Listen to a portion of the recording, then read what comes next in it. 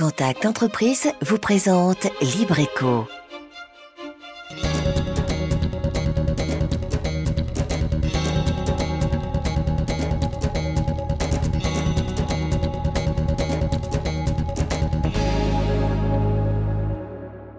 Salut à tous, c'est Libreco et encore nos meilleurs vœux pour cette année qui débute. Cette année encore, nous allons découvrir les entreprises, aller à la rencontre de ceux et celles qui les font vivre. Voici donc pour le sommaire de ce soir. Elle est l'une des dernières distilleries artisanales de la Martinique. La Favorite, située aux portes de la capitale, fonctionne presque entièrement à la vapeur. Sa canne est récoltée uniquement à la main puisque son rhum est élevé dans la plus pure tradition. Et c'est certainement grâce à cette tradition transmise de génération en génération que la distillerie offre des rhums de très grande qualité. Sans oublier nos chiffres et données économiques de l'île. Vous êtes prêts? Nous aussi. Libreco, c'est parti. Le rhum agricole martiniquais représente le premier produit de l'agriculture des départements d'outre-mer. Et pourtant, la filière de la canne à sucre se porte mal. Un marché avec beaucoup d'acteurs. Il est donc essentiel de se démarquer. La Favorite a choisi de tirer son épingle du jeu en développant de nouveaux produits, de nouveaux marchés et en favorisant de petites productions pour un résultat exceptionnel, diront certains. Le reportage d'Annick Légarec avec François Brigitte. Située aux portes de la capitale, la distillerie La Favorite produit son rhum depuis 1905. Aujourd'hui encore, cette distillerie agricole fonctionne presque entièrement à la vapeur et elle est la seule à le faire en Martinique. Grâce à ce savoir-faire, la famille Dormois produit plus de 500 000 litres de rhum chaque année, qu'il soit blanc ou vieux. Les meilleures conditions de production, c'est d'avoir vraiment une canne à sucre très sucrée. Donc on aura par la suite un rhum qui sera beaucoup plus doux, beaucoup plus floral. Et ensuite, c'est de l'avoir fraîche, donc de pouvoir la broyer encore fraîche. Et puis ensuite, c'est d'avoir une fermentation assez longue pour que les molécules d'alcool aient le temps de se lier avec toutes les molécules qui forment le goût de la canne à sucre. Malgré un climat favorable à la production de canne à sucre, la filière connaît aujourd'hui de grandes difficultés. La filière de la canne à sucre se porte très mal en ce moment. On a beaucoup de planteurs qui arrêtent de planter la canne à sucre parce qu'en fait, ça ne rapporte pas d'argent. Tout devient très cher, la main-d'œuvre est très chère, tous les intrants, donc les désherbants, les engrais, etc. sont très chers. Donc le planteur ne se retrouve plus dans ses revenus annuels. Les désherbants qui sont homologués pour la canne à sucre aujourd'hui sont très peu efficaces. Et donc on est obligé de faire beaucoup d'extirpation manuelle. Et donc ce qui veut dire plus de main-d'œuvre et un coût de production plus important. Des difficultés auxquelles font face tous les producteurs de l'île. Afin de rebondir et faire face à ce contexte peu favorable, La Favorite développe aujourd'hui de nouveaux produits, toujours orientés vers la qualité. Nous sommes en train de sortir justement une nouvelle gamme de 2 rhums hors d'âge millésimés à venir. Là, on est sur la partie packaging. Donc la sortie est prévue juste avant les fêtes de fin d'année, justement pour proposer un autre type de rhum pour cette période-là, qui est festive.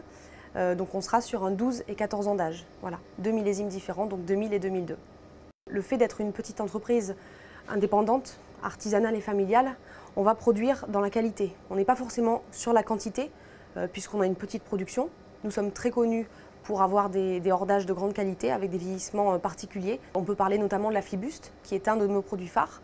Mais depuis quelques années, on se démarque aussi sur des packagings innovants et différents, comme par exemple les cubisoups de 3 litres, qui permet d'une part un poids plus intéressant, une adaptation très intéressante au niveau du bagage et de tout transport.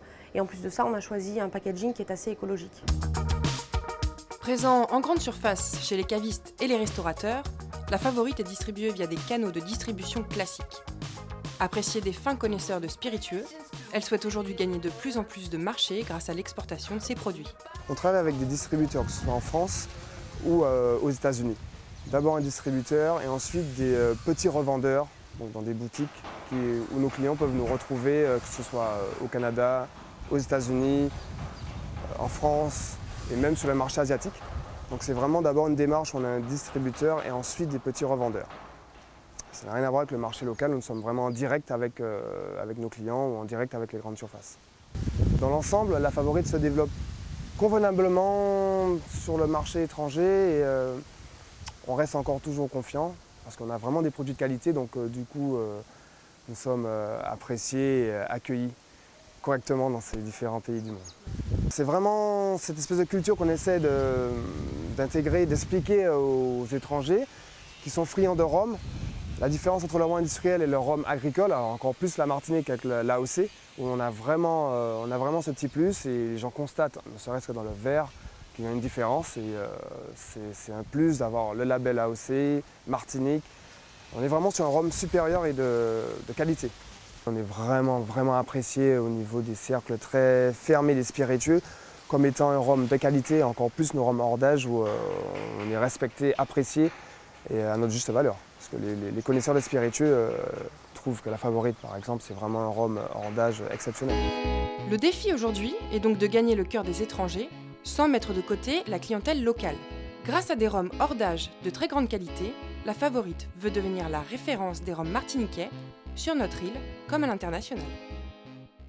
Et pour aller plus loin avec nous en plateau, Madame Emmanuelle Parent, bonsoir et merci d'être avec nous. Bonsoir, merci. Vous êtes donc la responsable marketing des rhums La Favorite qui ont plus d'un siècle, je crois. Alors comment expliquer cette longévité? Une histoire très riche. C'est vrai que cette transmission de génération en génération au sein d'une même famille a fait traverser l'histoire et la production de ce rhum dans le temps. Alors, c'est l'une des dernières, sinon la dernière, je crois, à fonctionner à la vapeur. Pourquoi ce choix? Est-ce que c'est une stratégie? Oui, complètement. C'est vrai que garder le cœur même de cette machine à vapeur qui fait fonctionner toute la production, qui nous permet d'être complètement autonome en termes d'énergie, c'est vraiment c'est quoi? C'est plutôt des avantages? Est-ce que ça présente aussi des contraintes, cette stratégie? Bien sûr. Contraintes mécaniques, parce qu'on est sur une mécanique très ancienne qui nécessite beaucoup de maintenance, beaucoup d'investissement et d'entretien. Les coûts de production, bien sûr, sont plus élevés, mais il y a plus d'avantages que d'inconvénients à garder cette production. Alors lesquels, pour ceux qui nous regardent ce soir et qui ne maîtrisent pas forcément la technique de la vapeur, en gros, qu'est-ce que ça présente comme avantage? Le côté ancestral, tout d'abord, authentique. On est sur une production qui date de plus d'un siècle. Donc on a gardé vraiment cette âme même de la distillerie, de la marque, la Favorite. Également, on est sur une production assez verte grâce à la vapeur, puisque nous allons réutiliser une grande partie de la bagasse, la fibre de la canne à sucre, qui devient combustible. D'accord, donc une grande dimension environnementale. Oui. Alors, cette production bénéficie du label AOC, appellation d'origine contrôlée. Est-ce que vous pouvez nous indiquer ce que ça représente en termes de valeur, ce label-là, et puis surtout pour quelle portée? Alors, le label AOC a été attribué au rhum de la Martinique en 1996, donc c'est valable à partir du millésime 1997, de la récolte 97. L'appellation d'origine contrôlée, comme toutes les AOC en France, rentre dans le cadre d'un cahier des charges très strict au niveau de la production de la canne à sucre et du rhum. D'accord, donc vous respectez un cadre en fait, bien sûr, très précis. Oui, qui lui-même a été écrit à partir des traditions déjà mises en place. Et ça ouvre quoi comme porte finalement au rhum qui bénéficie de ce label? Alors c'est un signe de qualité, et sur la scène française, puisque toutes les AOC sont bien connues, Champagne, Bordeaux, Armagnac, Cognac et bien d'autres. Et sur la scène internationale, où les rhums de qualité, grâce à ce label, sont de plus en plus appréciés dans le monde entier. D'accord, alors ça tombe bien, vous parlez de ce rhum qui est apprécié dans le monde entier. Vous vendez au-delà de nos côtes, je crois, votre rhum s'exporte en fait. Quel développement, comment tout cela se développe et quels sont les retours des clients surtout? Alors on est sur une évolution qui est très intéressante, qui est positive, d'environ 4 à 5% chaque année. Ce qu'on appelle en deux parties, il y a l'export vers la métropole et le grand export. Donc on en parlait dans le reportage, les États-Unis, l'Amérique du Nord, notamment le Canada, l'Allemagne, l'Italie, et de plus en plus on travaille aussi beaucoup sur le marché asiatique. Et vous avez pu mesurer les retours? Est-ce que, je ne sais pas, par mail, enfin, est-ce que vous avez un moyen d'échanger un petit peu avec tous ceux qui consomment à l'extérieur? Alors c'est pas évident, mais nous sommes de plus en plus recherchés. Nous avons de plus en plus de demandes via le site internet, via le tourisme aussi, directement à la distillerie, qui nous demandent où nous retrouver, où pouvoir se procurer nos produits une fois rentrés chez eux. Est-ce que vous avez eu l'occasion, parce qu'on sait qu'il y a des concours qui existent dans ce domaine, est-ce que vous avez eu l'occasion de participer à ces concours et surtout quel a été le positionnement? L'accès n'est pas forcément évident à tous ces concours, il y en a beaucoup. Et en France et dans le monde entier, mais nous essayons autant que possible à y participer. Malheureusement pas chaque année, mais à chaque fois que nous avons été présentés, les rhums La Favorite ont été largement récompensés. Alors, un chiffre pour poursuivre, on sait que dans la filière de la canne à sucre, la filière de la canne à sucre se positionne en deuxième culture agricole de l'île, après la banane. Est-ce que le rhum souffre de la crise? Bien sûr, je pense comme tous les produits, notamment ceux de l'industrie locale. Mais il a vraiment sa place sur le marché, et martiniquais et français. Alors, M. Dormoy disait dans le précédent reportage que la filière canne se porte mal. Est-ce qu'aujourd'hui, on peut considérer qu'elle a un avenir menacé, cette filière? L'avenir est menacé, effectivement, mais je pense que tous les acteurs sont prêts à se battre pour conserver cette production, cette filière, qui reste très importante, et sur le plan économique, puisque ça représente beaucoup d'emplois, et sur le plan de l'image de la Martinique, même dans le monde entier. Alors, puisque vous parlez de l'aspect économique, comment évoluent les prix du rhum? Certains disent que c'est cher, d'autres pas. Comment ça a évolué au fil des années?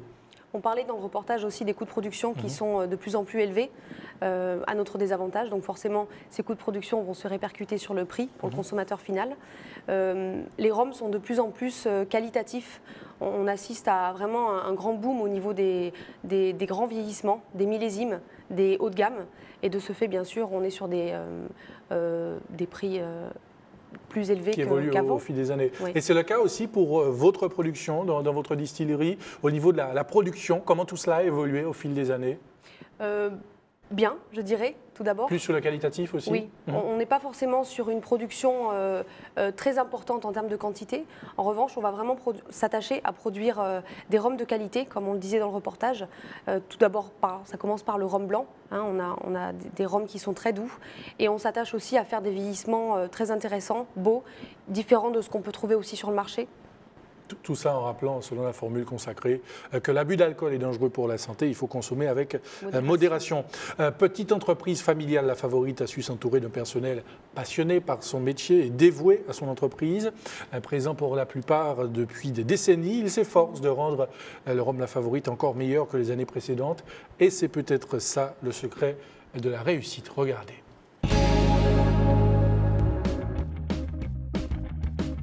Ils sont une petite dizaine toute l'année et plus d'une trentaine en période de récolte.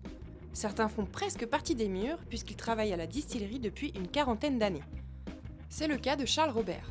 Je suis polyvalent, je fais un peu de tout ici. Je suis clariste, je suis magasinier. Je compose l'alcool, le réduire en différents degrés, et filtrer l'alcool jusqu'à la mise en bouteille. Dès que l'alcool laisse la colonne, je suis le responsable. Je le fais stocker dans des cuves à 60 000 litres.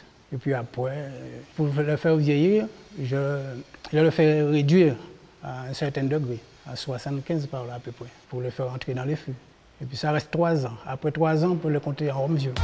Et pour pratiquer ce métier bien particulier, Charles doit maîtriser toutes les étapes de la distillation et en particulier la clarification. Bien connaître l'alcool, il faut savoir le maîtriser, le clarifier, le rendre limpide, quoi. C'est le métier qui me plaît, je travaille ici, quoi. De tout ce que je fais. Il y avait un grand monsieur ici, un distillateur qui m'a aidé, qui m'a suivi dans le travail. Gabriel Etienne est responsable de production. Il a démarré sa carrière ici même il y a plus de 30 ans. Veiller au respect de la production et maintenir un savoir-faire ancestral font partie de ses prérogatives. J'ai travaillé avec l'ancien responsable, 2 ou 3 ans, et ensuite j'ai dû travailler tout seul. J'ai été également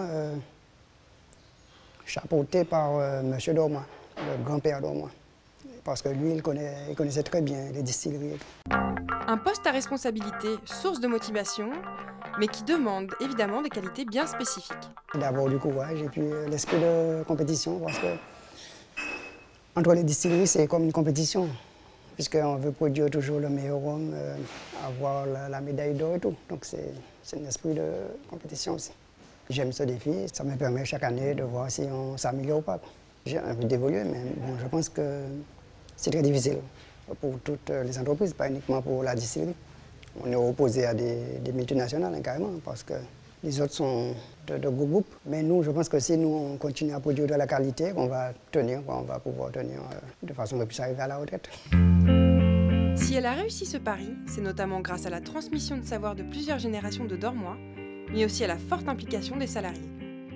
Alors, on retrouve Madame Parent. On a vu dans ce reportage des collaborateurs impliqués, motivés et qui travaillent avec beaucoup de passion. Oui. Mais en termes de communication, qu'est-ce que votre société met en place pour accompagner le développement de cette filière et de la distillerie?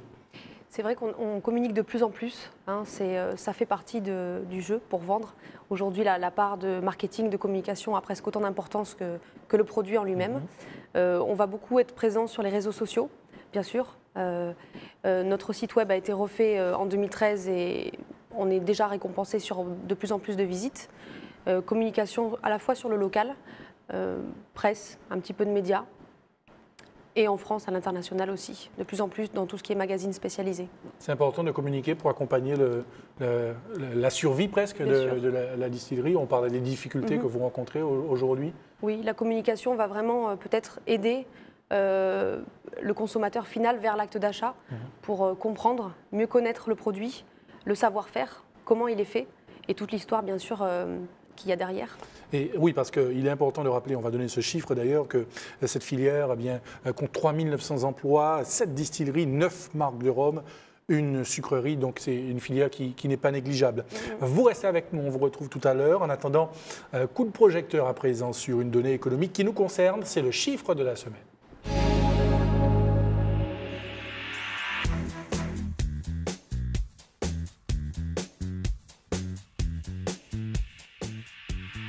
« 325 milliards d'euros, c'est la somme consacrée par l'Union européenne à sa politique de cohésion en faveur des régions européennes en retard de développement. Une politique qui sera mise en place entre 2014 et 2020. Entre la Commission, le Conseil et le Parlement européen, les négociations ont duré pas moins de 2 ans. Mais c'est fait, ces 325 milliards d'euros pourront commencer à être dépensés dans des programmes opérationnels dès le 1er janvier 2014. Rappelons que cette politique a pour objectif de redistribuer une partie du budget de la communauté afin de diminuer les disparités économiques entre les régions. Les régions ultrapériphériques dont font partie les DOM et donc la Martinique sont en première ligne pour ces financements. Fait intéressant, au terme de cette difficile négociation, les RUP ont été épargnés par la rigueur budgétaire. Par rapport à l'ancienne programmation, leur niveau de financement a même légèrement augmenté. Et tout de suite, place au bon plan de ce mercredi qui plaira particulièrement aux amateurs de bon café, découverte avec Ronan Bonnec. La légende raconte qu'un berger d'Éthiopie, ayant accidentellement laissé une branche de café sur un poêle, aurait remarqué l'arôme délicieux qui s'en dégageait. En Martinique, cette odeur a traversé les âges et nous rappelle nos souvenirs d'enfance comme une saveur en temps longtemps. Quand on passe dans les odeurs, quand j'étais gamin chez mon grand-père, il y a tous ces souvenirs-là qui remontent. Et c'est à Tartane qu'un artisan torréfacteur ouvre les portes de sa brûlerie pour nous faire découvrir l'art de bien cuire le café. Donc là, à partir de là, il faut le refroidir, sinon il continue de cuire. Notre force à nous, c'est d'être artisan et de pouvoir cuire le café en fonction des différents choix et désirs des gens qui viennent nous voir. Que ce soit un Robusta ou un Arabica, que ce soit un Mexique ou un Costa Rica, peu importe, on peut cuire différemment le café. Les industriels, eux, ils ont des critères d'efficacité, de rentabilité. Donc c'est une quantité énorme de café qui est flashée d'un coup, donc qui est cuite très chaud, plutôt sur l'extérieur et moins dans le cœur du grain. La méthode artisanale apporte une cuisson différente du café, mais pas seulement. Il y a des cafés qui peuvent être aussi moins cuits, mais qu'il faut laisser dans ce cas-là beaucoup plus reposer parce qu'il va dégager beaucoup plus d'amertume. Donc le temps de repos du café, une fois qu'il est cuit, il a aussi une incidence sur le goût en tasse. En plus d'être plus savoureux, l'autre avantage de la torréfaction artisanale et surtout locale, c'est qu'elle peut s'adapter aux nouvelles technologies de machines à grains et s'avérer plus rentable que les capsules européennes. Il est bon de rappeler que les premiers plants de café arrivés en Martinique sont à l'origine de tous les caféiers de la Caraïbe et d'Amérique latine, dont le fameux et précieux Blue Mountain de Jamaïque. On a envie d'accueillir tous les gens qui aiment le café, tous les gens qui ont un caféier chez eux et qui sont prêts à récolter le café. Nous, de toute façon, on a besoin de café vert, on achète du café vert. C'est un café pays en partie parce qu'il est torréfié ici, que c'est fait sur place de manière traditionnelle. Mais on aura un café pays total si bien sûr il sort de la terre de Martinique. Donc on est pour ça et on est prêt nous à acheter du grain local. Souvent présenté comme le deuxième bien d'exportation dans le monde après le pétrole, l'intérêt économique du café pour la Martinique est évident, mais se heurte encore à une législation commerciale contraignante qui oblige nos torréfacteurs à importer le café d'Europe, pourtant produit dans les Caraïbes. Une aberration économique parmi d'autres, en attendant une torréfaction locale d'un trésor historiquement local. Et nous sommes de retour avec notre invité, peut-être sur les projets et perspectives de développement pour votre société en cette année 2014 qui débute. Alors pour les développements à court terme, travailler sur le développement du site touristique pour le rendre encore plus authentique et plus accueillant, tourner vers le tourisme bien sûr, continuer le développement à l'export et à moyen terme devenir l'une des références, sinon la référence en termes de rhum de la Martinique. De grands projets en tout cas, c'est tout le mal que l'on vous souhaite. Merci beaucoup d'être venu nous parler de votre distillerie. Vous saluerez toute l'équipe qui travaille à vos côtés. Et à très bientôt en tout cas. Libreco est quasiment terminé, mais juste avant, comme chaque semaine, l'actu Contact Entreprise. Jeudi 9 janvier, Contact Entreprise participera à la manifestation annuelle organisée par la société Ubifarm à l'occasion de la remise du prix de thèse aux 4 jeunes antillo-guyanais lauréats du prix de thèse Antilles-Guyane de l'Académie nationale de pharmacie. Voilà, en espérant que vous avez tout noté, Libreco est maintenant terminé. On se retrouve la semaine prochaine, même heure, même antenne. Très bonne soirée sur ATV.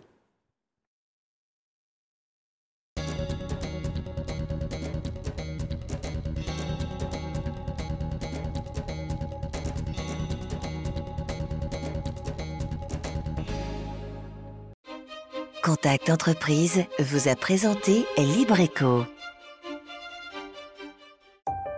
Retrouvez cette émission dès maintenant et pendant 7 jours sur atv.mq.